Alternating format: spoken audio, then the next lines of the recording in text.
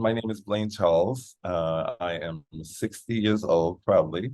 I identify as non-binary, gender fluid, and I was born on December 8th, 1962, which makes me a Sagittarius. Sure, I'm Mo Bradley. I am 56. Can't even remember how old I was when Sex Garage happened. And I'm queer, um, gender queer, queer is a $3 bill. Awesome. And what pronouns? Big old dyke. Oh. Okay, well, my name is Wendy Stephens, and I am the poster child for basically when Sex Garage went down in the media at the time. I presently live in Wakefield, Quebec, and I'm a shop owner and an artist. Hi, my name is Puelu Deer. I'm queer and I'm old. Photographer, Linda Dawn Hammond, basically. This is the camera. This is my camera. Oh my. And with my Mickey Mouse strap. Yeah. My name is Nicolas Jenkins. I'm 64, cisgender, and gay. All right. And then this one just for me. Would you please share your astrological sign? I'm Taurus. Were you there on the night of July 15th? Oh yes, oh yes, Yeah. oh yes, yes. I'm one of Nicolas Jenkins' go-go queers. I was working up to it. I just felt like I wasn't cool enough to go, honestly. So all my friends went. Yes, I attended the Sex Garage party. And I knew Nicolas very well, so I was who created the party. It was kind of like a first for me, though, like going to that kind of after hours party. Absolutely. I was at Sex Garage. I went to many of Nicholas's parties or warehouse's parties of the day, and I left early-ish because I picked up two guys, two best friends. And so we decided we'd go have parties somewhere else. When I moved to Montreal, I have to say the club scene was incredibly segregated. Yeah. You know, the straight and gay people didn't mix, and then the gay clubs wouldn't let women in, and then, or if they did let women in, it would be once a month, and they would have a patronizing ladies' night. And even on the nights that they let women in, they wouldn't let drag queens in. The scene was very homophobic too. Mm-hmm. Sex Garage was everything that the Village wasn't.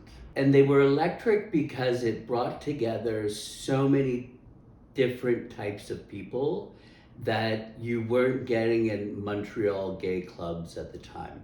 After having seen what I experienced in New York, I was like, I've got to bring these people together. It was open in terms of language. It was open in terms of French, English, or whatever language you spoke. And it was in terms of whatever race you were, too. And you know, Sex Garage was also for the misfits. We weren't the norm for sure, and we weren't accepted for sure. Yeah, there was a certain cachet. It was like the coolest of the cool queer kids were there. The purpose of my parties, I wanted to make something very queer friendly, like primarily queer, but I also wanted women to feel comfortable, and I wanted straight people to feel comfortable, because I thought that's the best combination of people, when you just have all sorts of people together. Well, basically, it was for anyone who could get in. You had to be in the loop. How did you get in the loop? Oh, baby. I don't know. I mean, I didn't have a door policy, so pretty much anyone who showed up got in. You know, I loved their style, or they looked really cool, so I would, like, you know, give them an invitation. Sometimes there were test tubes, sometimes there were slides, sometimes there were like all sorts of things that people had never seen before. You know, I'm giving them something, and it's a test tube with liquid in it, and then a little plastic filament with information on it. It was amazing. You walked in there and there was a vibe, contortionists doing things, there was music, there was dancing, like all the people. It was just a really interesting, very cool setting. And but that's what Nicolas was known for. There was also like a sexual abandon that you had that in gay male bars, but This was more liberating because we were many genders. For Montreal, that was rare. This was when the AIDS crisis was going on full on. I decided I wanted to make sex sexy again and fun and happy. And so the early parties had were all kind of centered around sex themes. And so you'd have slide projections of rotating images, and which were very sexual in nature. The imagery was part of the concept, but it was also to make it clear to everyone that it was diverse, I mean, most of the images were gay and lesbian, but then I would have straight erotica, I'd have, vintage nudist magazines, I'd have all sorts of things. So if they weren't comfortable with the gay images or the lesbian images or the trans images, they wouldn't come back. It was just like so much fun, being celebrated, being appreciated, being able to inspire, being able to celebrate people finding themselves and being themselves and just living in authenticity. It was just a wonderful thing. Not to mention, the fashion. Sex Garage was liberating because I didn't have to worry about fitting into certain looks, certain genders, I could be and do what I wanted, and it was a safe space. Back then, we didn't use the word safe space, but for us, it was. One of the most important things I have to say about the Sex Garage parties and that whole scene was that it was a safe place for people to freely express themselves. Sex Garage was for the subversive queers who wanted to be free in their sexuality, party, have a good time, listen to great music, and not be harassed for who they were. My friend convinced me that we should throw a party, and the party was huge success, and which inspired us to take a step further and basically just started throwing one party after another. They were really kind of successful because there was nothing like that going on in Montreal at the time. I don't see a lot of queer spaces like that in my world today. I haven't for a long time. And I think there's a weird thing that's happened, like we've gained rights in some ways. It's almost like maybe we don't need those spaces, but I don't think that's the case. The space was much more pronounced and identified before we had all this technology. It's not as strong a presence as it was before. But I feel like when it's time to come together, we rally together.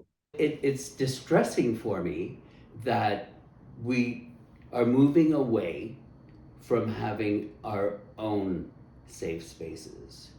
Society has moved forward, although the pendulum wants to force us back. Our rights are enshrined, in the Charter of Rights. There's case law, and a lot has happened in the last few decades. But I hope we don't lose the sense of community that was so necessary just for survival. Because we need to find a different kind of survival now, one that isn't just about not getting killed, but actually building something and building a beautiful life.